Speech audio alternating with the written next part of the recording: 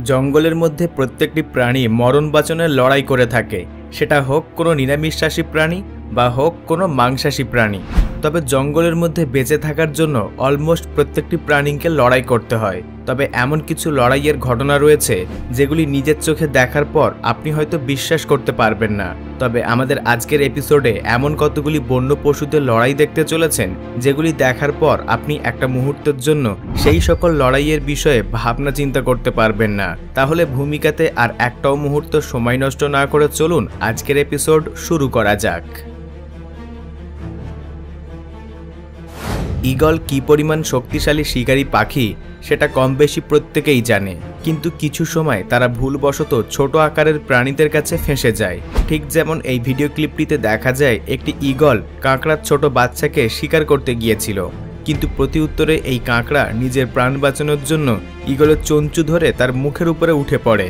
তারপর ঈগলের গলায় এবং নিচের চোয়ালে তার চিমটি দিয়ে আঘাত করতে থাকে। এই ঈগল মহাশয় হয়তো জীবনের প্রথমবার এমন ঘটনার সম্মুখীন হয়েছে, তাই এই পরিস্থিতিতে সে কি করবে কিছুই বুঝে উঠতে পারছিল না। তারপর এই ঈগল জলের মধ্যে পড়ে যায় এবং সে নিজেকে বাঁচানোর জন্য ছটফট করতে থাকে।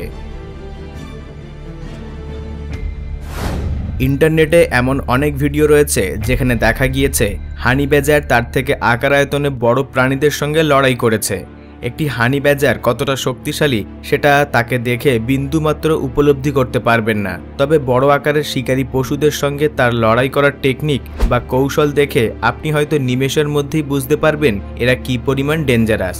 উদাহরণস্বরূপ এই ভিডিও ক্লিপটির শুরুতে দেখা যায় একটি পাইথন সাপ হানি ব্যাজারকে তার কুণ্ডলির মধ্যে পাকিয়ে নিয়েছে, আর এটা দেখে যে কেউ মন্তব্য করবে আজ হয়তো হানি ব্যাজার এই পাইথনের কাছে শিকার হয়ে যাবে। তারপর দেখা যায় হানি ব্যাজার পাইথন সাপের কুণ্ডলি থেকে নিজেকে ছাড়িয়ে নিয়েছে। তারপর সে পাইথন সাপটিকে শিকার করার জন্য তাকে বারংবার কামড় দিতে থাকে। অপর পাশে সেখানে একটি শিয়াল এসে উপস্থিত হয়েছে, আর এই শিয়ালটিও চাইছে পাইথন সাপকে শিকার করতে, কিন্তু এই পাইথন সাপকে শিকার করার আগে শিয়ালকে হানি ব্যাজারের সঙ্গে লড়াই করতে হবে। দীর্ঘ সময় এই শিয়াল এবং হানি ব্যাজারের সঙ্গে এই শিকার করা পাইথন সাপ নিয়ে টানাটানি চলতে থাকে। অবশেষে হানি ব্যাজার খুব চালাকির সঙ্গে পাইথন সাপটিকে নিয়ে ঝোপেঝাড়ের মধ্যে প্রবেশ করে যায়। এই সমগ্র ঘটনাটি দেখার পর আপনি হয়তো উপলব্ধি করতে পারবেন যে হানি ব্যাজার কি পরিমাণ জেদি প্রাণী। বন্ধুরা, বাইসন খুবই শক্তিশালী এবং আক্রমণকারী নিরামিষাশী প্রাণী। তবে এই ভিডিওটি দেখে আপনি হয়তো উপলব্ধি করতে পারবেন যে বাইসন কতটা পরিমাণে শক্তিশালী, কারণ জঙ্গলের মধ্যে একটি একা বাইসনের সামনে বিশাল আকার হাতি দাঁড়িয়ে রয়েছে, কিন্তু এই হাতি অল্প কিছু সময় তার সঙ্গে লড়াই করার চিন্তা ভাবনা করে। অবশেষে বাইসনের থেকে নিজেকে সুরক্ষিত রাখার জন্য সেই এলাকা ছেড়ে চলে যায়। জেব্রা সম্পর্কে এটা আমরা প্রত্যেকেই জানি যে তারা হলো একটি নিরামিষাশী প্রাণী, কিন্তু তাদের মধ্যে যে পরিমাণ বিশেষত্ব বা বিশেষ গুণ রয়েছে সেটা সম্পর্কে আমরা প্রত্যেকেই অজানা।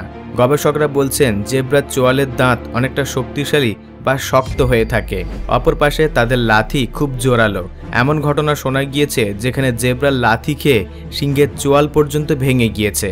তবে ইউটিউবে সিংহকে লাথি মারার জেব্রার একটি ভিডিও ভাইরাল রয়েছে, যেটা চাইলে আপনি গিয়ে দেখে আসতে পারেন, কিংবা আমাদের এই ভিডিও ক্লিপটির মধ্যে দেখে নিন।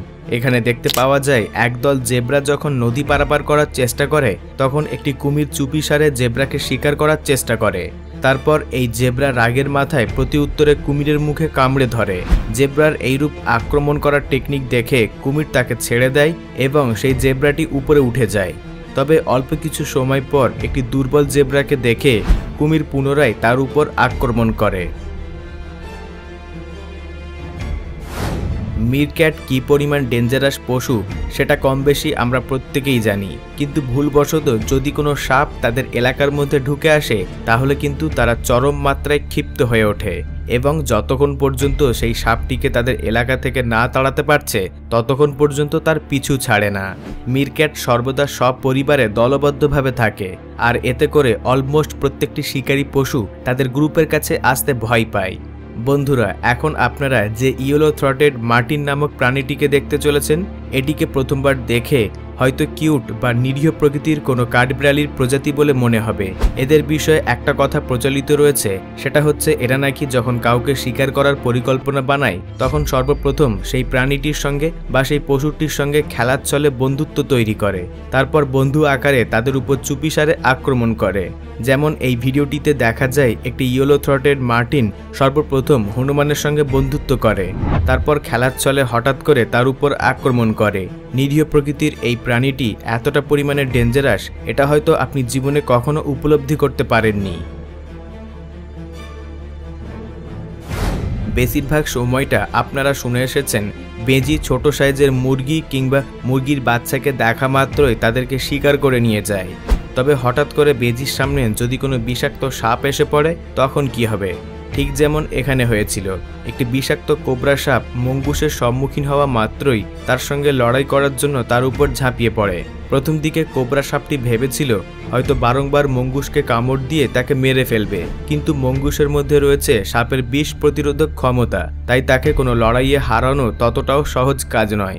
অনেকটা সময় তাদের মধ্যে লড়াই চলে, অবশেষে মঙ্গুস সঠিক সময় বুঝে কোবরা সাপের মাথায় কামড় দেয় আর কোবরা সাপটি ধীরে ধীরে অকেজো হয়ে পড়ে। ওমব্যাট খুবই ইনোসেন্ট প্রকৃতির প্রাণী আর তাদেরকে দেখে খুব শান্ত স্বভাবের প্রাণী বলে মনে হয়, কিন্তু বিপদের আশঙ্কা পাওয়া মাত্রই তারা মানুষের উপর আক্রমণ করতে পিছু হটে না। আর বেশিরভাগ সময়টা ওমব্যাট নামক এই প্রাণীটিকে নিজেদেরকে সুরক্ষিত রাখার জন্য অন্যান্য প্রাণী কিংবা মানুষের উপর আক্রমণ করতে দেখা গিয়েছে। তবে যদি কোনো সময় এদের মুখোমুখি হন তাহলে কিন্তু এদের থেকে দূরত্ব বজায় রাখার চেষ্টা করবেন, কারণ বিপদ কখনো বলে আসে না। বন্ধুরা, অট্টার এমন একটি প্রাণী যাকে প্রথমবার দেখা মাত্রই যে কেউ কোনো নিরীহ অবুঝ প্রাণী বলে মন্তব্য করবে, কিন্তু তাদের মধ্যে যে পরিমাণ ঐক্যবদ্ধতার শক্তি রয়েছে সেটা হয়তো অন্য আর কোনো প্রাণীর মধ্যে দেখা যায় না। এমন অনেক ঘটনা দেখা গিয়েছে যেখানে কতগুলি অট্টার একত্রিত হয়ে কুমিরকে পর্যন্ত শিকার করেছে, আর জঙ্গলের চরম বাইট ফোর্স সমৃদ্ধ প্রাণী অর্থাৎ জাগুয়ার পর্যন্ত তাদেরকে দেখে ভয় পেয়ে থাকে। এখন হয়তো আপনি বুঝতেই পারছেন তাদের কাছে কী পরিমাণ শক্তি রয়েছে। এরা এতটা পরিমাণে সাহসী যার ফলে তারা মানুষকে পর্যন্ত ভয় পায় না। আর এমন কিছু ঘটনা রয়েছে যেখানে দেখা গিয়েছে তারা মানুষের উপর আক্রমণ করতে এগিয়ে এসেছে। এই ভিডিও ক্লিপটিতে দেখা যায় একটি জাগুয়ার জল পিপাসা মেটানোর জন্য জলাশয়ের ধারে আসে, কিন্তু তাকে দেখা মাত্রই একদল অট্টার তার উপর আক্রমণ করার জন্য সেখানে পৌঁছে যায়। আর এই জাগুয়ার নিজেকে সুরক্ষিত রাখার জন্য তৎক্ষণাৎ জল ছেড়ে উপরে উঠে আসে। এই সকল অট্টারের শক্তি তাদের একতার মধ্যে রয়েছে, আর এই সকল অট্টার যখন গ্রুপ বানিয়ে থাকে তখন জঙ্গলের শক্তিশালী শিকারী পশুরাও তাদেরকে দেখে ভয় পেয়ে থাকে। বন্ধুরা, আমাদের আজকের ভিডিওটি সম্পূর্ণ দেখার জন্য ধন্যবাদ। ভিডিওটিকে একটি লাইক দিয়ে আমাদেরকে অনুপ্রাণিত করবেন, আর নিচে কমেন্টে জানাবেন কোন ঘটনাটি আপনার কাছে সবচাইতে বেশি ভয়ঙ্কর লেগেছে। তবে ভিডিওটিকে আপনার আত্মীয় পরিজন আর প্রত্যেকটি বন্ধুকে শেয়ার করে দেবেন। আর আপনাদের মধ্যে যদি কেউ নতুন দর্শক হয়ে থাকেন তাহলে এখনই অদ্ভুত নলেজ চ্যানেলটিকে সাবস্ক্রাইব করে পাশে রাখা বেল আইকনটিতে ক্লিক করে অল প্রেস করে নেবেন। সর্বশেষে thanks for watching, stay happy, enjoy all the moment.